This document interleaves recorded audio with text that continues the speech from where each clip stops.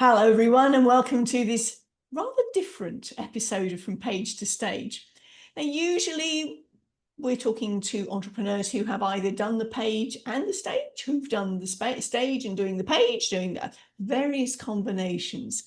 Well, today I'm in the hot seat. About 4 weeks ago, I had the privilege of being interviewed by one of my very good friends who co-wrote the foreword for my book, I Get By with a Lot of Help from My Friends. Well, today, I got the other one. So I'm in the hot seat. Jennie Erickson, dear friend of mine, you're sitting in Chiang Mai in Thailand, and I'm here in Puerto Vallarta in Mexico. Isn't technology wonderful? Yeah. Global. Yeah. So currently it's 9:10 at night for me, and it's the morning for you. Yeah. And isn't this a privilege? You know, technology is so wonderful that, you know, we can speak to our friends wherever they are in the world because we press a button, and technology affords us the opportunity to catch up. So how wonderful is that? Absolutely. And that's how we met, wasn't it? Literally how we met.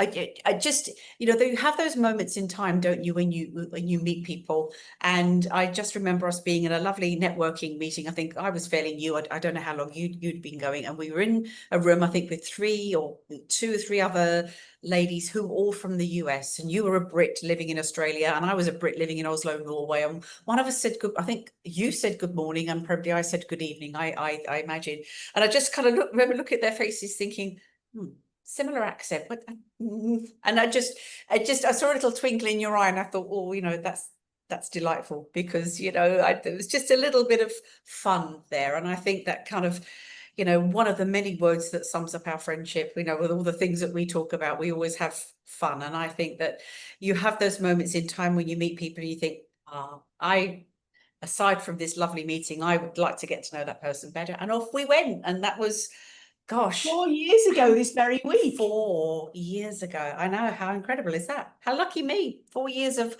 having you in my life. There you go. Likewise, because we have literally followed each other around the world, haven't we, online? Yeah. Absolutely. Mutual Appreciation Society, checking in. And, you know, we're going to talk about your book in a minute, but I just, you know, that's one of the lovely things. And, you know, when you talk about friendship, you know, people have this idea of what friendship is, but friendship is what you make it, and, you know, you shape it as you go. And that's very much how our friendship has developed. And I love the fact, and I always say to you as well, that you know, in my mind, I have my Mrs. Weasley clock. Any of you who are Harry Potter fans will know that Mrs. Weasley has a clock for all the Weasley children. So she looks at the clock to see where everybody is, you know, that they're here or they're there.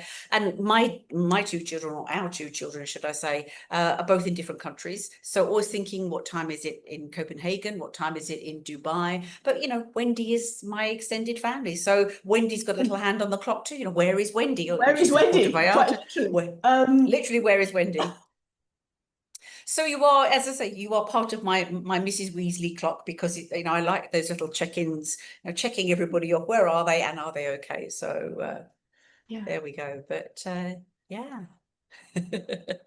So here we go. I mean, this is, first of all, thank you a million. I've never had the privilege of writing a foreword for a book before, and I'm so thrilled to have the opportunity. And it's quite scary, you know, because you only have a small opportunity, because people read the foreword, and of course it's an intro into the book, but, you know, you don't want to give away any secrets from the book, and you don't want to blether on too much. There's a good old British word, blether on too much. People go, oh my goodness, 470-page foreword. But, you know, the responsibility of trying to be eloquent and succinct and try and sum up all the lovely things in just that short, and then of course doing it with Richard too. So, you know, we did it together. So we're literally a melting pot. And of course, both he and I, you know, were throwing lots of things in, and, you know, how do we bring all this lovely, delicious stuff in and make it cohesive so the reader looks at it and goes, I like the look of that. I want to know more about Wendy's journey. So, but thank you for asking me. But a weight on my shoulders, but a good one. You saw the photo. Audience, when I read the foreword, I actually did a screenshot because tears were running down my face. I felt so much love as I was reading that. So, yes, friends are a very important part of my life. I call it the steel struts to my life. The steel struts, that's a very good way of saying it. It's also, you know, as things change and our lives change, also our friends become part of our extended family, don't they, as well? Yes. Yeah, exactly. Because I mean, the older we get, the more the biological family can drop off, inevitably, because Anno Domini, we get older and we lose parents, and sometimes we lose peers. So yeah, for me, it's very important to have such wonderful friends like you, Richard, and so many others. Yes, absolutely. So many people in your life. So this book, now, I read your previous book, of course, and you know, you really are in the throes of writing now. But this book for me suddenly came quite quickly after the last book. You know, a lot of people, we all have these things, don't we, where we think, I'm going to write a book, and you write the book and it's kind of like, I wrote the book. But almost that was like a challenge to you to go, right, I wrote the book and I'm going to write another. And what propelled you to want to get this story, this book out so quickly after the last? Okay, well, let's backtrack for a minute. Originally, I was only going to write one book. And I run a group for authors to get them from the promise to the page, you know, actually see some momentum, get things written. And I was joining in with my own group last November, and I had a couple of Americans and a Canadian involved as well. And they were looking at the overall picture of this book and going, Wendy, there's far too much information for one book. I mean, too long didn't read. Okay. So this was where the series was born. Yeah. Now, I was originally going to keep it at the physical stuff, the mental stuff, the emotional stuff. And then they were suggesting, well, how many adventures have you had along the way? And then this is 10 months on, and oh my word, there have been quite a few more. So that's where the second book in the series, My Adventures with 20 Kilos, will come in.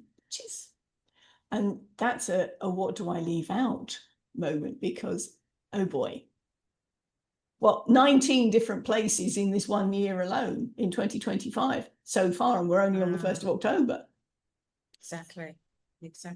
So the third book will be about the mindset stuff, letting go of because that was so much of the clutter that was required to jettison.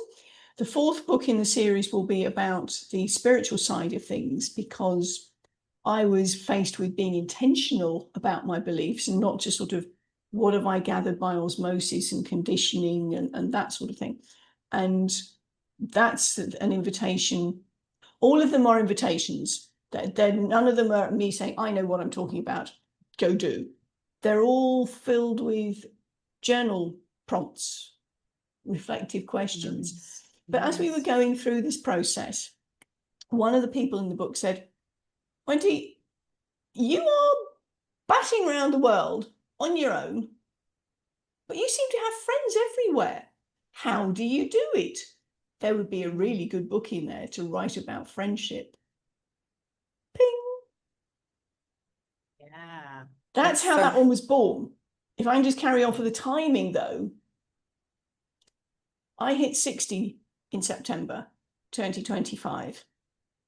I literally could not be where I am today without my friends. So this was, in terms of timing, yes, it was hard on the heels of the first book in the series. I'll fill the others in later. But I wanted to get this one out next because it's a celebration of my friends who have helped me get to 60. Thank you. I love it. Did you, you know, when you write a book, and obviously, you know, reading your work as well, and you know, I certainly, I felt like a meanie because, you know, reading your previous book, you know, prompting you going, expand on that. And of course, you're right. We could write a huge book. Did it feel, did you get a sense of relief once you'd realized that you could actually just chunk this down and put it in, you know, make these separate books? Was there, Yes. how did that make you feel? Well, I mean, your point about audience, Jennie was instrumental in getting the first book out because she did a lot of the work in the editing.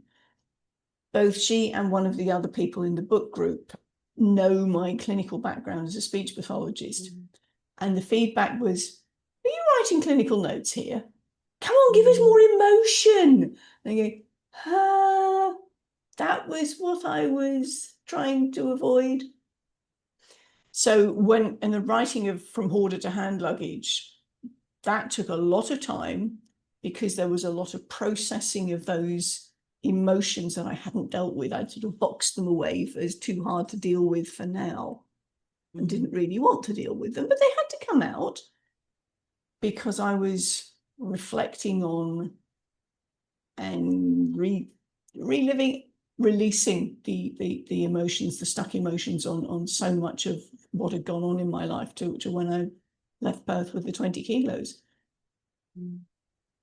I've kind of lost track of what's going with this. Sorry. Do tell me You what know, the question was.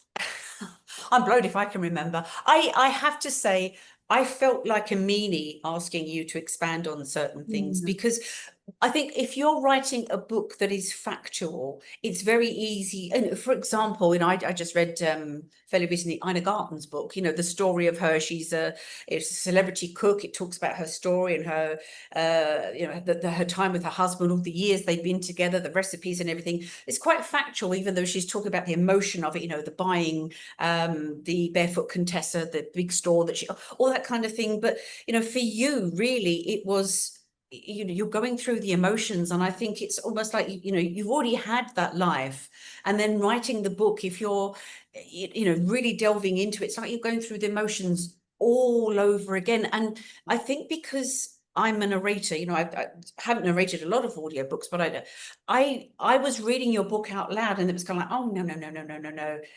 You know, because where, as a narrator, if I were narrating this book, I needed some sort of dot what I call dot moments.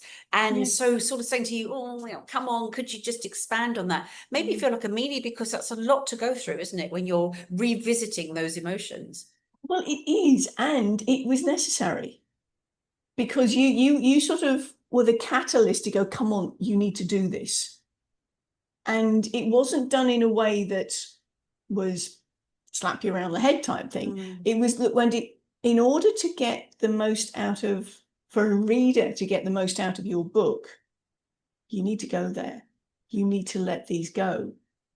And actually, it was so cathartic for me because I had been avoiding it. Yeah. So I mean, I won't charge you for the myriad boxes of Kleenex that I went through. But my point is that probably this book was a lot easier to write because I had done that emotional releasing in the first book. You'd already done it in the first book. I mean, yes, there were some moments in this book because I'm talking about friendships, and they're not all sunshine and roses. With any rose, you have the smelly bit and you have the thorny bit. So you can't avoid that. And I was reflecting on a couple of friendships that had gone badly wrong.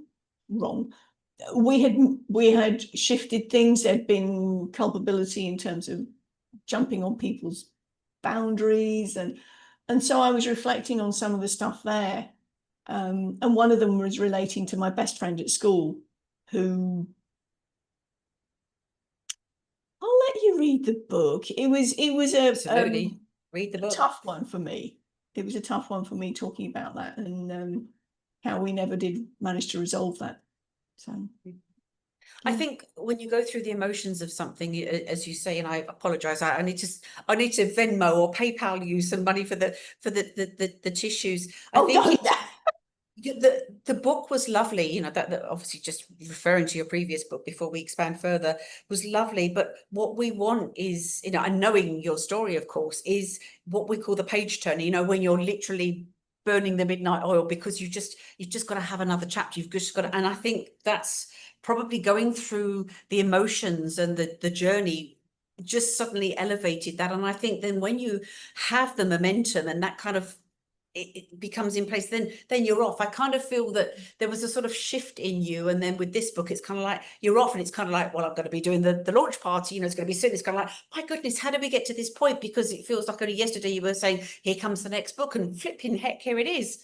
Yeah. So how do you feel? Do you feel lighter along the way, or do you feel what is that emotion? A sense of accomplishment? Is it doing something you never thought you'd do? What are the feelings around this? Well, I mean, that's a very good point, because Hoarder only released, that's from Hoarder to Hand Luggage, folks. That only released in June, and we had a launch party in Perth, physical launch party in Perth in July. And I was already well and truly halfway through this book as I was doing that. And I don't feel as though I've had time to sit back and go, oh, I've just written an international bestseller. Yay, go me. I mean, I've been part of contributory books that have done that. And then those books, there's a whole heap of people who were involved in the marketing. This one was down to me. And I'll be honest, audience, when you release a book, don't do what I did and do one launch party for one part of the world, get on a bus for a couple of 100 kilometers, do another launch party, then get on another bus overnight to Singapore, and not look at your stats at all. Not really the best of timing. So many lessons learned. As you say, lessons learned. So friendship.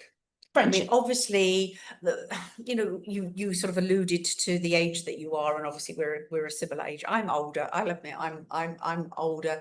You know, friendships change along the way, don't they? And it's almost like when I speak to you as you travel, it's like as you travel, so people come into your life, and it's you know, a friend has invited me to do this, or I'm off with a friend to do that. It's kind of like, how does it, I mean, to me, it's obvious how you meet these lovely people, because you're lovely and you're like a magnet for people. But a lot of people would say, especially people who are lone travelers, one of the scary things for them is, I'm going to see somewhere beautiful, stay somewhere. But what about friends? What about making how do you do it? How has it worked for you?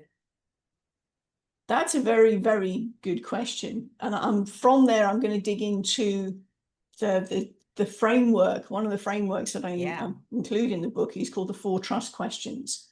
And this is work by a very good friend of mine, Jennie in Singapore.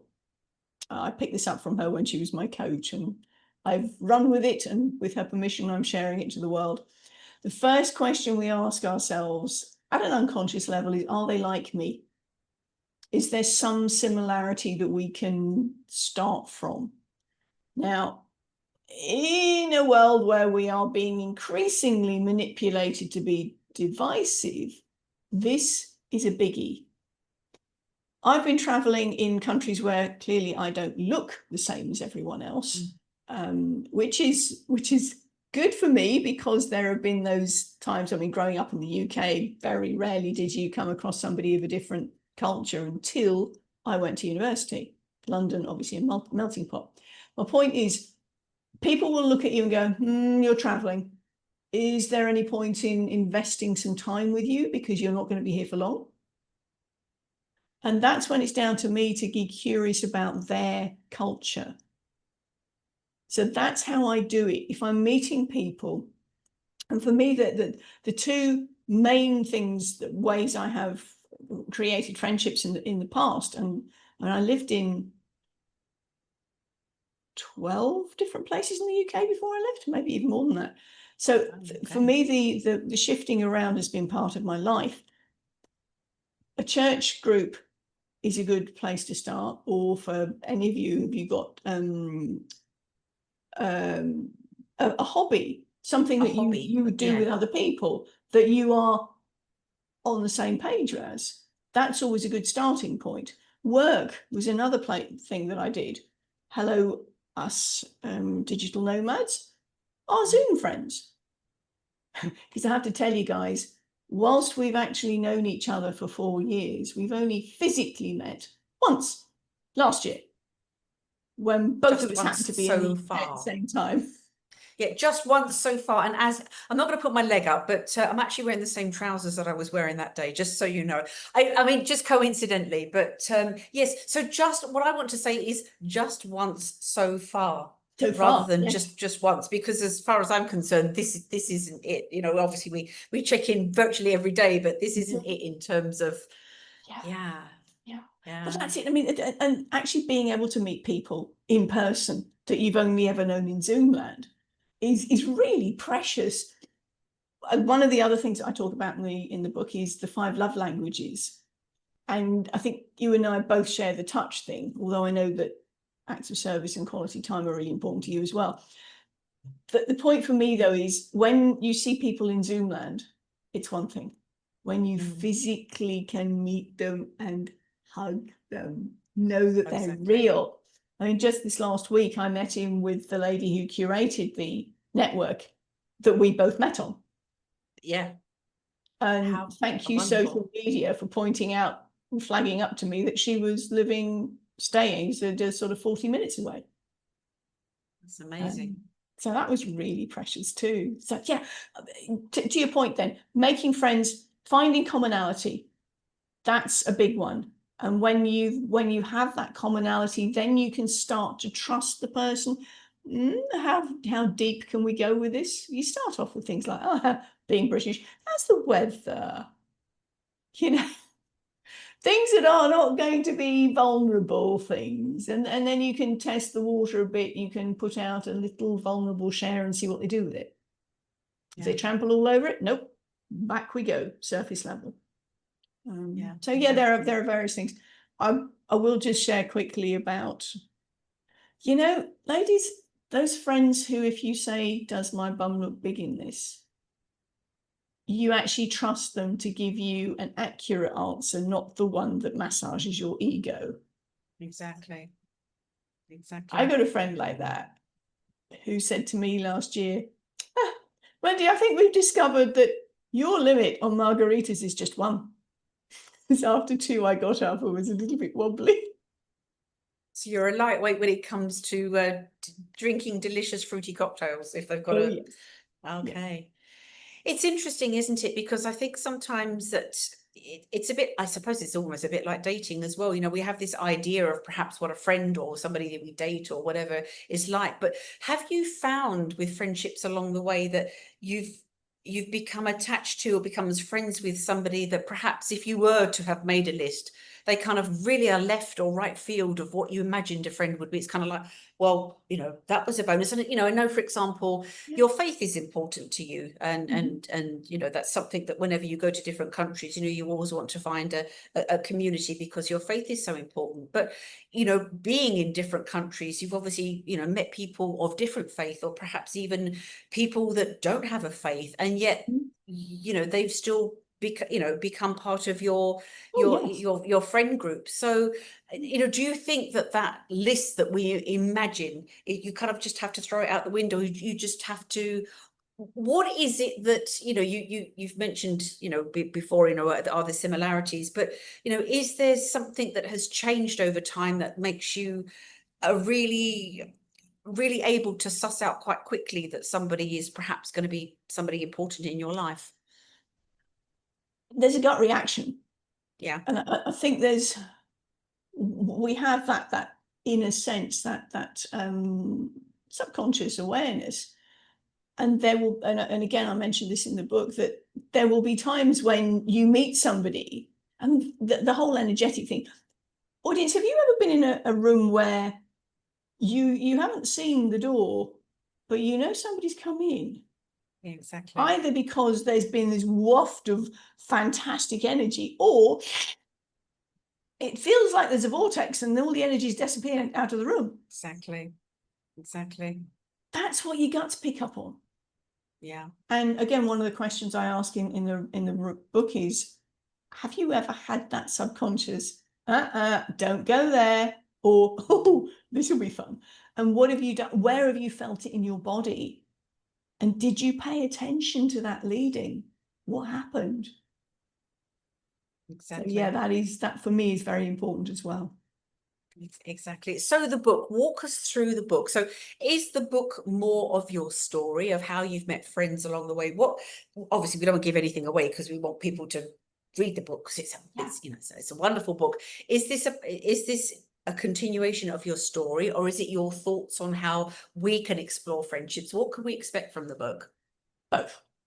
I go through. There we go. In a word. My job is done. Job done. Thank you. No, there are a couple of frameworks that I look at. So I talk about how we tend to, as you said, we tend to focus more in the older we get. And there's actually some stats that talk about young people having all these friends, particularly the young folks today who have all these friends and followers on socials. And yet the researchers said to them, who would you call on if you needed someone? Exactly. I don't know. Exactly. Which is a really scary thing a place to be. And I think that's part of the reason that there's such a large suicidal rate in young people, because on the surface you've got all these friends, but they are not friends. They haven't done the work and even know how to do that interpersonal stuff. So I look at what I call circles of influence. So from strangers to acquaintances to friends to close friends to family to relationship with you. And that has to be paramount, because if you don't have a good relationship with you, that will knock into all the others. So that's one of the frameworks I use. The other is the 4 trust questions. Are they like me? Can I trust them? Have they got my back? Do they care about me? And I actually give Jennie as the example that she ticks all those boxes. And I actually illustrate them too.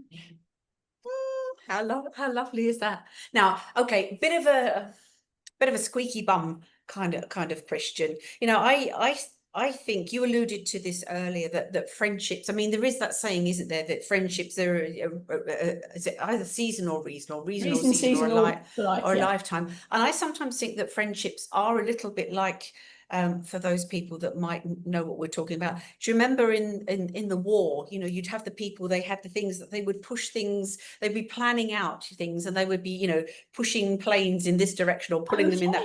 The push you, pull you, that needs to go there, but that needs to come back. And, you know, we've talked about this earlier, being older, even if you like, what does that look like for you? You know, do you sometimes feel that, you know, okay, this person is still wonderful and I like this person, but things have changed, or our relationship, and it doesn't mean that they're necessarily gone forever, although sometimes they are. But do you find maybe that as you've got older, you've become, the word, I can't think of a better word than discerning, but it's, you know, time is important. You know, every day for any of us is a privilege, but obviously the older you get, you want to be surrounded, whether that's virtually or in person, with people that are important to you, and not spend a whole heap of time with people that are not.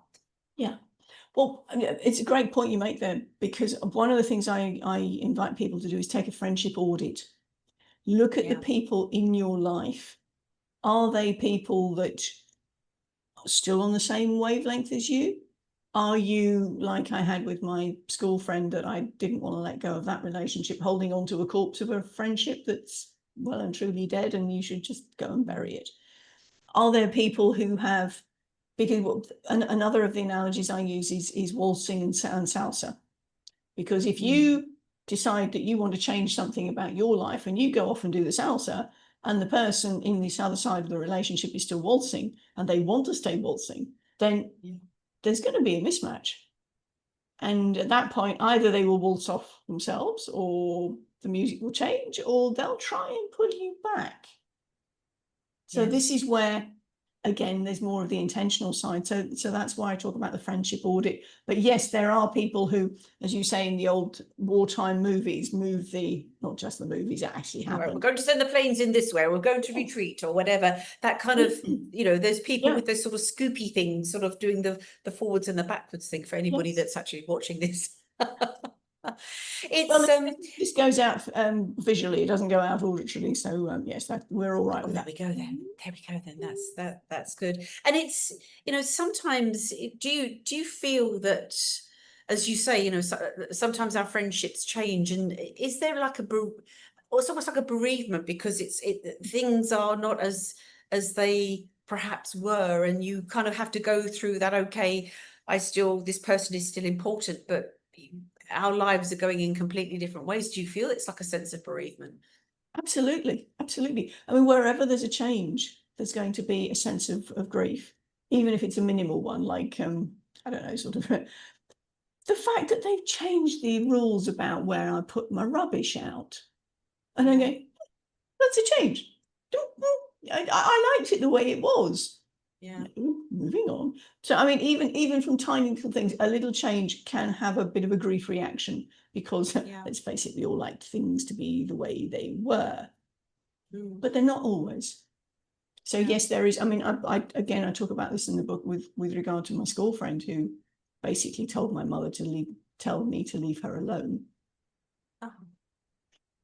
There was grief around that. There was grief around the colleague who ghosted me, and I could not get a response from her to know what had happened in our relationship, that she just felt that's it.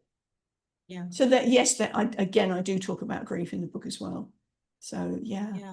It's not all sunshine and roses, put it that way.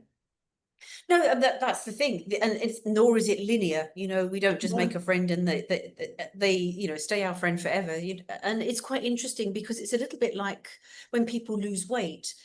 I always find that that's quite interesting. Somebody's lost weight for health reasons or whatever, and there'll be those people that are championing them, saying, "Oh, that's great. Your health is going to be great, or you've accomplished something you wanted to." And then you've got those people that, "You've changed. You're not the same as you were. You're not as much, whatever it is, fun. You're not as whatever."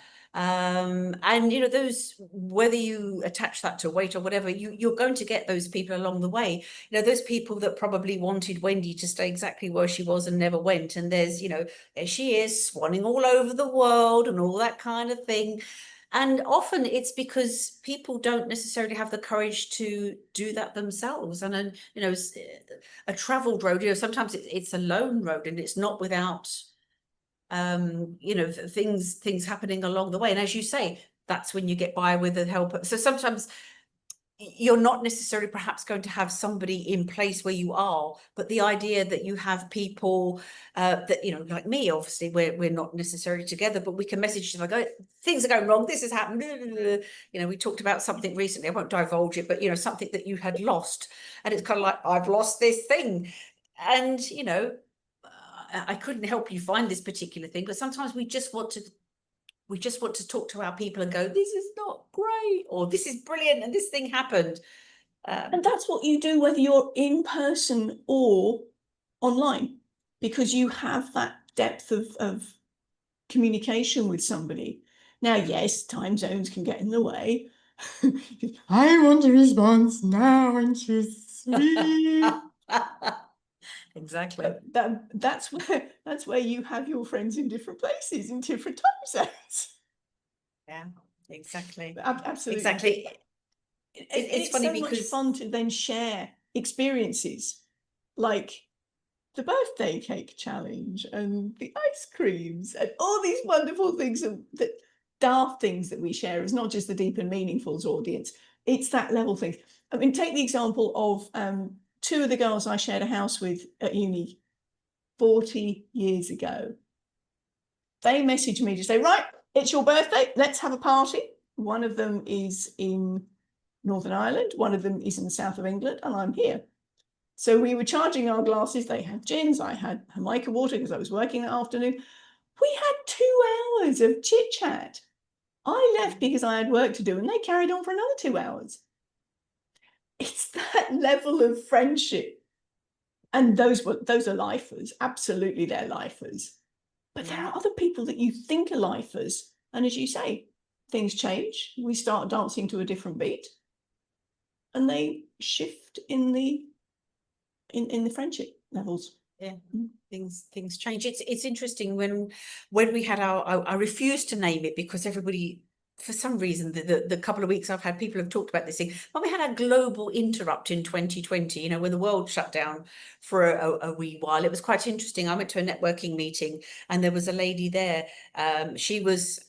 I'd been asked to speak actually for the meeting, the next meeting after, but she was actually speaking, and she was saying, well, let's face it, unless you meet people in person, you can, and this was her swagger, you know, you can't build trusting relationships with people unless you meet them in person.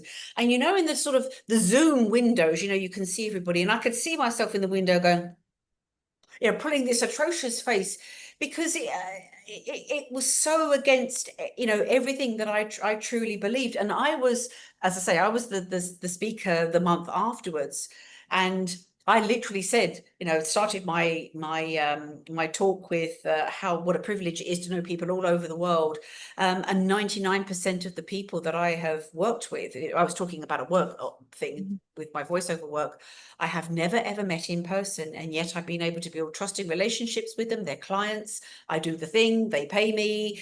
They've talked about their children, their holidays, and all that kind of thing. And what a privilege it is to be in a digital world, to make relationships. And obviously, for you and I, it's friendship. But you know, the whole time as it was a 15-minute talk. As I was talking, I could see her head. She didn't look up once, not once. And I so wanted to go, it's you, lady. It's you I'm talking to. I think she Because, realised that. well, you know, but she didn't have the decency to look up. But you know, in a time also, you know, we have challenging times where, you know, life doesn't behave the way we would wish it to.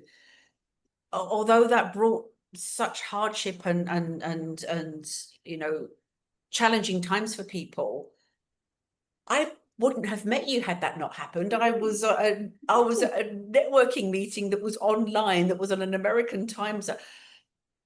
What a shame that that would never have happened. I know. You know, and other people you have met and other people that I have met, and we aspire, we hope to meet them in person. And you and I, we did the thing, and we're going to do the thing again. But what a shame to not factor in that these people, even if you're not in what I call cuddling vicinity, Yes. to miss that opportunity of a whole layer of beautiful relationship or friendship because, well, you know, unless you shake their hand, I was just talking, unless you shake their hand, I can, you know, if you're feeling poorly, if I'm feeling poorly, we can send each other a virtual hug, and I'm not touching your hand per se, but I feel that coming, you know, through the text that I'm getting. I'm thinking of you. I hope you feel better, or whatever it may be.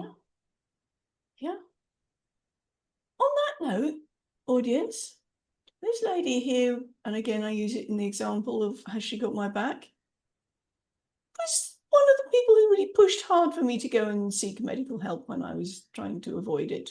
And I had lost 6 kilos, nearly 13 pounds last year. Now, that wouldn't have happened if she'd been, well, she was on the other side of the world.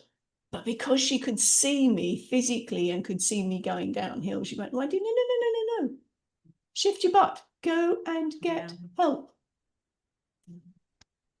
You can build up a relationship online.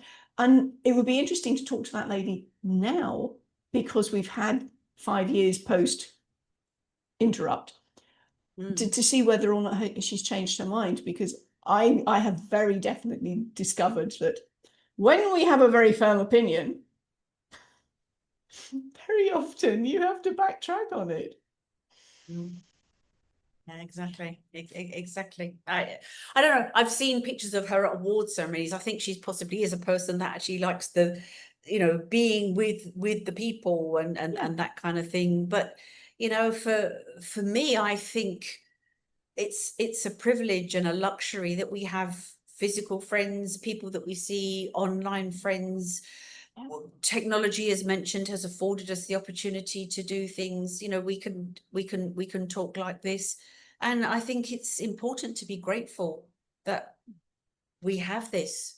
You know, we have this amazing ability, and you know, just by meeting you in a networking meeting, you know, you've become an important part of my life on my Mrs. Weasley clock, and I've played a small part in you know, getting your books out there. And also, you know, as mentioned before, you know, friendship is not linear. And there's probably times when I probably sent back something saying, oh, can you expand on it? You're thinking, that flipping woman, honestly, because that's what friendship's about. It's not all sunshine and roses. Sometimes it's kind of like, you know, we push back, or we get a bit of a grumpy pants about something, or I don't know. But you know, when you know somebody overall, and you know that they're coming from a place of concern and a place of love, and if you ask them something and you would hope for a yes, but it's a kind of like, no, I don't know that works, or whatever, that we think, you know, we have to remember that they're coming from a place of love and care for us. And you know, we don't always have to necessarily love the same music or love the same food or whatever it may be, but it's just that it's that certain something that is, you know, that the specialness that makes you, you know, really want to hold it dear. Yes. Yeah. And I mean, we check in every day, but again, one of the things I make the point in the book is that relationships with different people look different. So there are some people who would find that daily check-in claustrophobic, and for them it's a monthly or a weekly or even longer. Yeah. I've got friends that I check in with every couple of months. Family, we have a weekly meeting, and if we don't make it, well, we'll keep in touch another way.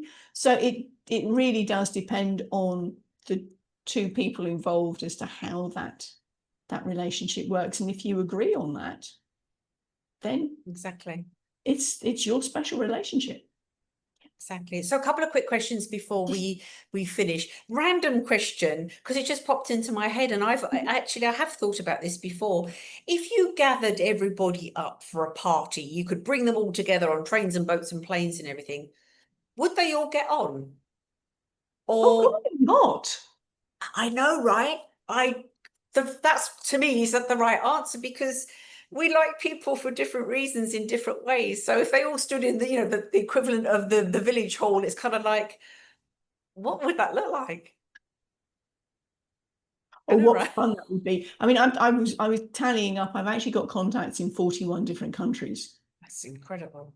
And when, I mean, the whole premise of me going off to Kuala Lumpur in the first place was that two people independently said almost the same words, and those two would never meet, apart from through me. Yeah. And it was, oh yes, this is fun. But yeah, wouldn't it be fun to have all them in one place? I mean, again, go back your point of bringing people together. When I arrived in Perth in 2013, back end of 2013, I hit 50 in 2015. So I had been there for not even 2 full years, and I had a full-on birthday party. We had a 60s themed night. So we were all dressed in 60s. We had a live band, And my boss pulled me aside and said, Wendy, have you actually realised you knew nobody here 2 years ago? There must be at least 50 people here who are here for you. Do you realise your superpower is connecting? Literally, you have just taken the words out of my mouth. That sometimes, and this is something that you do very well, we're like a conduit to introduce our good people that we meet to the other good people that we meet. And when they meet, it's kind of like, I love it when a plan comes together. I was instrumental in that person, they're meeting that person. And it's just like, it's amazing, isn't it? Yes. You know, bringing good people together just because you're a magnet for meeting. I just love it. I love it. So the book, I get by with a lot of help from my friends. We've got the launch party tomorrow. We have the launch party in the Americas and Europe is on Thursday, the 2nd of October, which is the day after this podcast comes out. Oh, I've got some editing to do. And the one for Australasia is on Friday at 7:30 for the western side of Asia and 9:30 for the eastern side of Australia and 11:30 for the New Zealanders. Sorry, guys, it's really hard to get everybody up at the same time. As it is, I will be up at 5:30 for that call. So I have a feeling I'm going to the wrong launch party. I'm going to one that is not in my time. I think I feel a bit duped here. You can come to both if you want to. Of course, I could go to all of them. Lots of launch parties. But listen, the important stuff is a launch party is lovely. And what can we expect from a launch party before Good you wrap question. up? Well, what I did with Hoarder, and I'm intending to do with the Friends book, is I will arrange to have 6 different excerpts, and I'll put up a poll so that people can choose which one they'd like to hear the most, and the top 3 get the readings, as it were. Nice. And then we can. I also give people the opportunity when we first arrive to talk about how they met me, so that's a case of, you know her? How do you know her? And so there's that sort of almost networking ability. And yes, the chat is free to, if you want to go, I'd like to follow up with you. It becomes a networking meeting as well.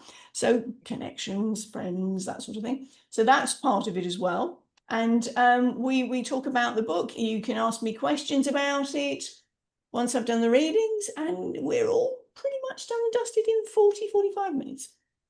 But then when will people be able to buy it? And what about the audio version? Oh, now very good question. Okay, now the Kindle is live. I will pop up the link for that tomorrow. The paperback is not actually coming out until the end of October, but I will be taking pre-orders. So you can contact me, we'll take the pre-orders, and then I will make sure that if you're going for the physical copy, that it gets sent directly to you. So that's the way we're working this version.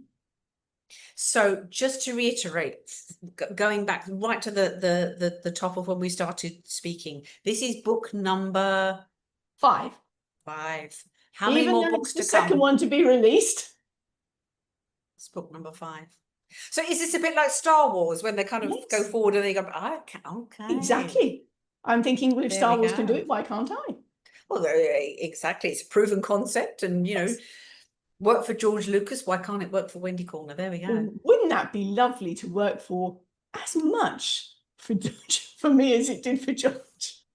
There you go. Never say never.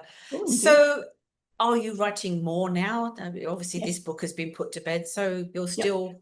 We've still got 2, 3 and 4, 2, 3 and 4 to write. The aim is that they will come out over the next year. The series will be finished by the time I get back to Perth next year for my 61st birthday. The second Adventures book, that's probably going to be quite a fat one. Looking at, well, what do I keep in, what do I take out? It may end up being 2 volumes of that, to be honest. But that one I'm not even going to start writing until I've been on the road for 2 years. So that one I shall start in March next year, but it'll probably be coming out later in the year. The next one to be written will be the mental one. The spiritual one will be probably the 4th one to come out. Now, 5th one. Audio. I'm glad you mentioned that, because I had a gentleman, I'm in Mexico at the moment, I had a gentleman who picked up my book and went, oh, it's on audio, the Hoarder book. And it's great, can I get the link? And I went, well, yes, when I've recorded it, because he feels it's easier to listen to a foreign language book, particularly English, than it is to read. And I was thinking, really? But then there's my other Mexican friend went, have you tried to read English lately without it being your first language? Fair point. So that's my next project. And incidentally, audience, I'm going to be getting a lot of help from my friend just here on how to do the audio book. Because if you want to know about narrating, you want to know about audiobooks, Jennie Erickson is your woman. Thank you very much. Yes, what you say is absolutely true, that people have different mediums, and often, there are lots of people that will say they don't carve out that time to sit and read a book, or they'll do something at the end of the day, I'm going to read the book, and of course they're in bed, 1 page in, but so I think often that people love the idea of listening to a book if they're maybe walking the dog, or they're outside doing something in the garden, or listening in the car because they're commuting. And I think it's always important to give people the opportunity, wherever possible, to be able to consume your book. Put your teeth in, Jennifer. To consume your book. Just before we go, I just want to ask you, specifically thinking about this book, what would you like people's takeaways to be? What would you, if you heard somebody that had read your book, what would you love to hear them say? I'd love to hear them say that you still can make friends in midlife and beyond. It's not simply a case of, oh, well, I'm too past it now. Who would want to be friends with me? Yeah. That would be the biggest thing for me, to know that you don't, just because your biological family is shrinking and many of your long-standing friends are shuffling off this mortal coil, doesn't mean that you can't make new friends. Exactly. And to finish, midlife people and beyond often feel, one of the things I feel is invisible, and loneliness kicks in, and you're actually demonstrating to people that it is possible to travel, be out there, meet people, and just enjoy meeting a whole new lot of people and cherishing the people you meet along the way. And you're proof that it can happen. And I can't wait to actually sit and read the book just as me, rather than with anything other than just enjoying it. But enjoy it rather thank than you. work on it. Yeah. I could ask you a gazillion more questions. I mean, this literally itself could be a series of, because, I don't even feel we've scratched the surface, but, kudos to you. Kudos to you for doing it. Kudos to you for going through the emotional journey of this, of documenting it, and making a book. And there's so many people out there, me included. I've got a book, I want to write a book, and you've just gone, you've rolled up your sleeve and gone, I'm going to write the book. Oh, I'm going to write another book. But each of these books, as a standalone, they're all covering different aspects of you, but just, I'm just so proud of you, and to be a little part of the journey as well is just incredible. So very big important kisses part to of the you. journey, a really important part of the journey. So I am so blessed to know you, my love. Right back at you. So there you go. There's the book. I get by with a lot of help from my friends, by the delightful, the delicious Wendy Corner. Thank you so much. You're welcome. Bye from us.